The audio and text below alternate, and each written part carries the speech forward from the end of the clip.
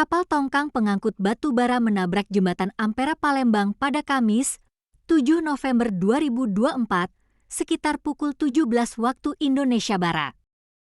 Video insiden baru viral pada 8 November. Muatan batu bara yang melebihi ketentuan serta tingginya pasang air Sungai Musi diduga menjadi penyebabnya. Tongkang Bangkapuas Jaya 3020 yang ditarik takbot Johan Jaya 175 sedang dalam perjalanan dari Muara Enim.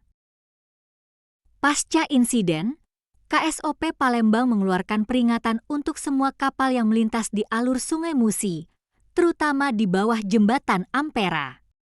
Semua kapal diminta memastikan ketinggian kapal dan muatan tidak lebih dari 8 meter dari garis air, berlayar dengan kecepatan aman, dan mematuhi pedoman keselamatan lainnya.